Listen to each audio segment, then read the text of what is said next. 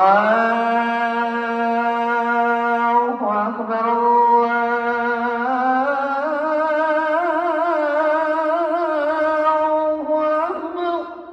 আজানের সঙ্গে এই শহরের মানুষের ছুটে চলা শুরু। শিল্পাঞ্চল কৃষিকে নির্ভর করে গড়ে ওঠা এই জেলা গত এক যুগে ধীরে ধীরে পরিণত হয়েছে শিল্পের শহরে।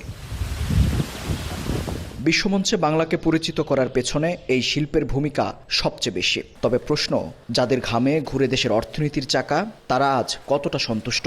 আমাদের ডিপার্টমেন্টের স্বাস্থ্য সেবা কেন্দ্র অবশ্যই দরকার। যে বেতন পাচ্ছি এই বেতন দিয়ে আসলে চলাটা খুব কষ্ট। আগামী সরকারের কাছে এটাই চাই যে আমাদের গার্মেন্টস শ্রমিকদের দিকে যেন দেখে, আমাদের বেতন সবকিছু যেন ঠিক থাকে। শিল্প কারখানার সুবাদে যেমন কর্মসংস্থান হয়েছে, তেমনি ধ্বংস হয়েছে পরিবেশ। নির্বিচারে বনজার অপরিকল্পিত শিল্পায়ন আর প্রভাবশালীদের দখলে নগরের 5টি উপজেলা হারাতে বসেছে সবুজ শ্যামল উপাধি। গাজীপুরের উপর দিয়ে বয়ে চলা নদীগুলো আজ জৌলুস হারিয়েছে। অস্তিত্ব সংকটে রয়েছে খাল বিল। অথচ পরিকল্পিত নগরায়নের লক্ষ্যে গেল এক যুগ আগে নির্মিত হয়েছিল সিটি কর্পোরেশন।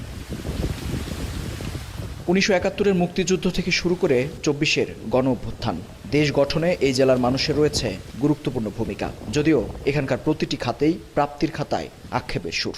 আমি চাই যে একজন স্টুডেন্ট হিসেবে আমার যিনি জেলা প্রতিনিধি হবে ওই মানুষের সাথে আমার কানেকশন থাকবে। কোনো বৈষম্য করবে না, কোনো স্বজনপ্রীতি করবে না। বৈষম্যহীন বাংলাদেশ গড়ার লক্ষ্যে আমরা যে আন্দোলন করেছি সেই সংগ্রামের প্রতিফল যেন আমরা ঘরে তুলতে পারি। একে শিল্পাঞ্চল, তার উপর রাজধানী ঘেঁষা এই জেলার যোগাযোগ ব্যবস্থার আধুনিকায়নে খরচ হয়েছে কোটি কোটি টাকা। তবে বাস্তবতা হচ্ছে উল্টো, গতি কমেছে জীবনমানের। অবকাঠামোগত নানা উন্নয়ন হলেও গড়ে ওঠেনি পরিকল্পিত নগরায়ন। এই যেমন বিআরটি প্রকল্প। স্বস্তির খবর নেই রেল যোগাযোগেও। তাই তো আসছে নির্বাচন ঘিরে নগরবাসী রয়েছে নানা প্রত্যাশা। বিআরটি প্রকল্প যখন হয় তখনই এটা নিয়ে আপত্তি উঠেছিল। আশঙ্কাটা আসলে সত্যি প্রমাণিত হলো। এটা চাইতেই পারি যে দীর্ঘদিনের জমে থাকা সংকট নির্বাচিত সরকার সমাধান করবে।